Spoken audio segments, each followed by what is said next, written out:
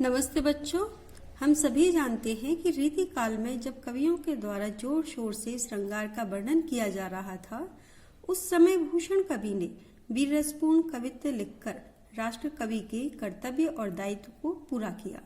पिछली वीडियो में हमने जाना कि कविवर भूषण महाराज शिवाजी को हिंदू धर्म के रक्षक, मुगलों के आतंक को मिटाने वाले और संपूर्ण सृष्टि का पालन करने वाले कर्तव्यनिष्ठ, वीर और लोक कल्याणकारी राजा के रूप में प्रतिष्ठित करते हैं।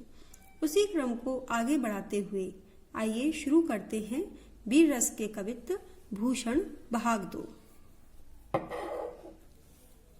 इंद्र जिमि जंब पर बाड़ब जोम्ब पर रावण सदम्ब पर रघुकुल राज है, पौन परिवाह पर शंभु रति नाह पर, ज्यों सहस्र बाहु पर राम द्विज राज है। दावा द्रुम दंड पर चीता मृग झुंड पर, भूषण वितुंड पर जैसे मृग राज है। तेज तम अंश पर काना जिमि कंस पर, यमलेच्छ वंश पर शेर से विराज है। तो देखिए, यहाँ पर भूषण कवि ने महाराज शिवाजी की वीरता का बखान करते हुए उनके पराक्रम, उनके ओज, उनकी हिम्मत का गुणगान करते हुए बताया है कि महाराज शिवाजी का मुगलों में इतना आतंक था कि जिस तरह से इंद्र जिमि जंभ पर, जिस तरह से इंद्र ने जंभासुर का नाश कर दिया, जिस तरह से इंद्र ने जंभासुर को मार गिराया था। बाड़व ज्यों अम्ब पर, और बाड़वाग्नि, समुद्र की जो आग होती है उसे बाड़वाग्नि कहते हैं।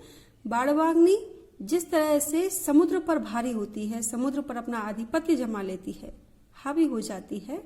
रावण सदम्ब पर रघुकुल राज है, और जैसे रघुकुल शिरोमणि, रघुकुल के राजा श्री राम ने घमंडी रावण का अंत कर दिया था।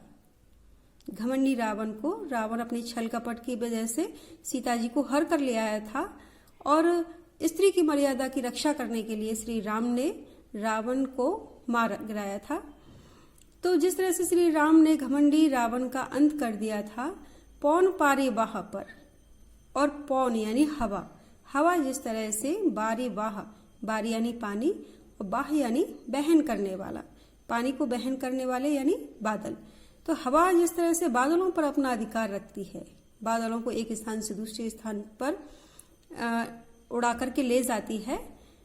शंभु रति नाह पर, और शिवजी का जिस तरह से रतिपति, रति जिसको बहुत अधिक सुंदर माना जाता है, उनके स्वामी हैं कामदेव। तो कामदेव को जिस तरह से शिवजी ने नाश कर दिया था, उनको नष्ट कर दिया था। देखिए, एक पौराणिक कथा है कि शिवजी जब साधना कर रहे थे तो कामदेव उनकी साधना को भंग करने के लिए विघ्न डालने लगे। इस पर क्रोधित होकर शिवजी ने अपना तीसरा नेत्र खोला था, और तीसरे नेत्र के खुलते ही कामदेव एकदम से राख रूप में परिवर्तित हो गए थे, जलकर नष्ट हो गए थे। ज्यों सहस्र बाहु पर राम द्विज राज है, और उन मुगलों के ऊपर शिवाजी का इसी तरह से आतंक है, इसी तरह से आधिपत्य है जैसे सहस्र बाहु नामक राजा पर द्विज राज, यानी द्विज यानी ब्राह्मण, राज यानी श्रेष्ठ, ब्राह्मणों में श्रेष्ठ राम, राम यहाँ पर परशुराम जी के लिए आया है। तो जिस तरह से सहस्र बाहु पर ब्राह्मणों में श्रेष्ठ परशुराम जी का अधिकार है, प्रभुत्व है। देखिए, एक पौराणिक कथा है कि सहस्र बाहु एक बार जमदग्नि ऋषि के आश्रम में आए। परशुराम जी के पिताजी का नाम है जमदग्नि ऋषि। तो जमदग्नि ऋषि के पास एक गाय थी जो बड़ी ही अलौकिक थी, बड़ी ही मनोकामनाओं को पूर्ण करने वाली थी। तो उसके बल पर ऋषि ने सहस्रबाहु का बड़ा अच्छे से स्वागत सत्कार किया। उस गाय को देख करके सहस्रबाहु की नीयत बदल गई, और उन्होंने ऋषि के न चाहते हुए भी उस गाय को जबरदस्ती छीनना चाहा। यह देख करके परशुराम जी ने सहस्रबाहु का अंत कर दिया, उनका नाश कर दिया। दावा द्रुम दंड पर चीता मृग झुंड पर, जिस तरह से द्रुम दंड, द्रुम यानी वृक्ष, दंड यानी तना, वृक्षों के तनों पर दावाग्नि का यानी जंगल की आग का अधिकार होता है, आधिपत्य होता है। चीता मृग झुंड पर, और मृगों के झुंड पर, मृगों के समूह पर जिस तरह से चीता हावी हो जाता है, उन्हें खा जाता है। भूषण बितुंड पर जैसे मृगराज है, और भूषण कभी कहते हैं कि हाथियों पर, बितुंड यानी हाथी, हाथियों पर जिस तरह से मृगराज यानी शेर का प्रभुत्व होता है, अधिकार होता है। तेज तम अंश पर कान्हा जिमी कंस पर, कान्हा यानी श्री कृष्ण का जिमी जिस प्रकार कंस पर, अन्यायी और अत्याचारी कंस पर अधिकार था, कंस का जिन्होंने नाश कर दिया। और तेज, तेज यानी सूर्य, सूर्य जिस तरह से तम अंश यानी अंधेरे के एक एक अंश को मिटा देता है। जब सूर्य उदय होता है तो अंधकार नष्ट हो जाता है। यों मलेच्छ वंश पर शेर से विराज है। यों, इसी तरह से ऊपर जो उपमाएं दी गई हैं, जो उदाहरण दिए गए हैं, तो उसी तरह से मलेच्छ वंश पर, मुगलों के वंश पर शेर शिवराज है। शिवराज, शिव महाराज शिवाजी का आधिपत्य है। शेर मतलब प्रभुत्व है, आधिपत्य है। तो देखिए यहाँ विभिन्न उपमाएं दे करके और महाराजा शिवाजी की मलेच्छों से जो प्रभुत्व है वह सिद्ध किया गया है महाराज शिवाजी का। तो इसके लिए अनेक उपमाएं दी गई हैं। तो यहाँ पर मालोपमा अलंकार का बड़ा ही अच्छा उदाहरण दिया है कवि ने। ओजस्वी साहित्यिक ब्रज भाषा का प्रयोग किया गया है, और शैली की जहां बात आती है तो हम देखते हैं कि बहुत ही बड़ा चढ़ा करके अतिशयोक्तिपूर्ण वर्णन यहाँ पर किया गया है। इस पूरे कवित्व में मनहरण छंद है। इस मनहरण छंद में प्रत्येक चरण में 31 वर्ण होते हैं और 16 और 14 पर यति होती है। पूरे पद में हम देखते हैं कि ध्वन्यात्मकता और नाद सौंदर्य का अपना प्रभाव दिखाई दे रहा है।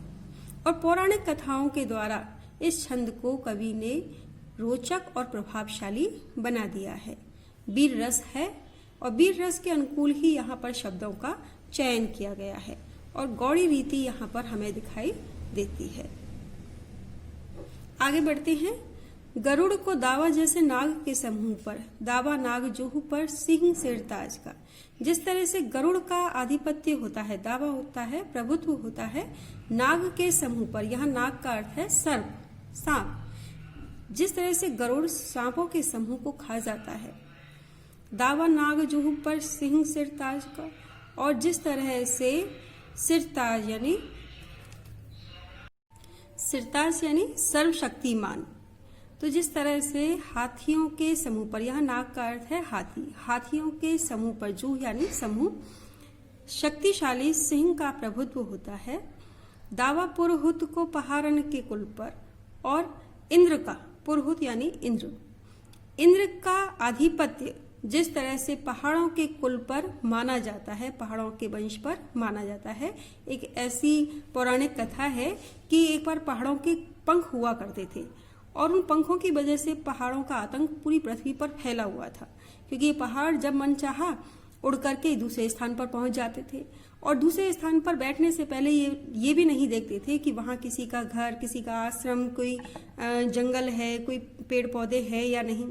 तो ये कहीं पर भी बैठ जाते थे। इस वजह से पृथ्वी पर उनका आतंक मचा हुआ था। तब ऋषि मुनि मिलकर के इंद्र के पास गए और उन्होंने अपनी समस्या का समाधान चाहा। फिर उनकी समस्या को दूर करने के लिए देवताओं के राजा इंद्र ने पहाड़ों के पंखों को काट दिया, और जो पहाड़ जहां था वहीं स्थापित हो गया। तो इस प्रकार इंद्र का अधिकार जिस तरह से पहाड़ों के कुल पर है, दावा सवई पच्छिन के गोल पर बाज का, और सभी पक्षियों के झुंड पर जिस तरह से बाज पक्षी हावी हो जाता है। बाज के हम जानते हैं कि ऊपर से बहुत ऊंचाई से भी ये देख लेता है कि कहाँ इसका शिकार है, और उसको पाने के लिए बड़ी तेजी से नीचे पृथ्वी पर आता है और एक ही झपट्टे में अपने शिकार को ले जाता है। तो जिस तरह से सभी पक्षियों के ऊपर बाज का प्रभुत्व है। भूषण अखंड नवखंड महीमंडल में, भूषण कवि कहते हैं कि अखंड यानी संपूर्ण, अखंड यानी संपूर्ण, नवखंड 9 खंडों वाली इस महीमंडल में, इस पृथ्वी मंडल पे, इस धरातल पे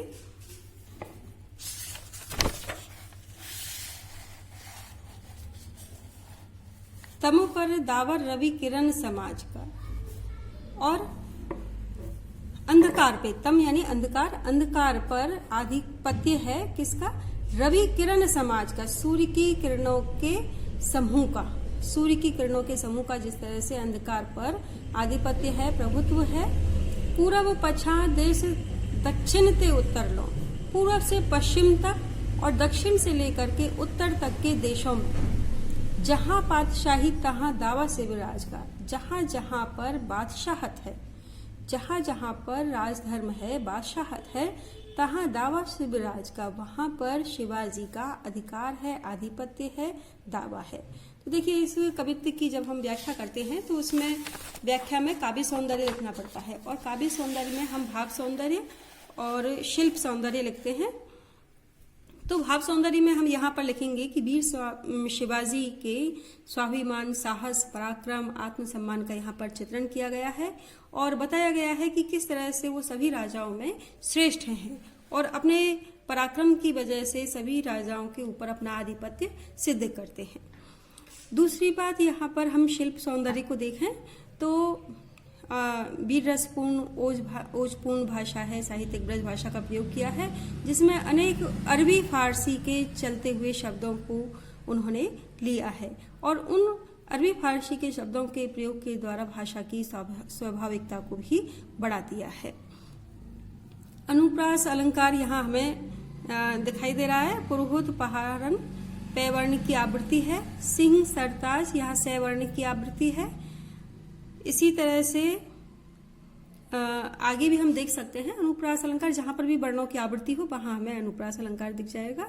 और चूंकि बड़ा चढ़ा करके काफी वर्णन किया गया है कवि के द्वारा, तो यहाँ पर अतिशयोक्ति अलंकार भी है, गौड़ी रीति है और वीर रस के अनुकूल ही शब्दों का चयन किया गया है।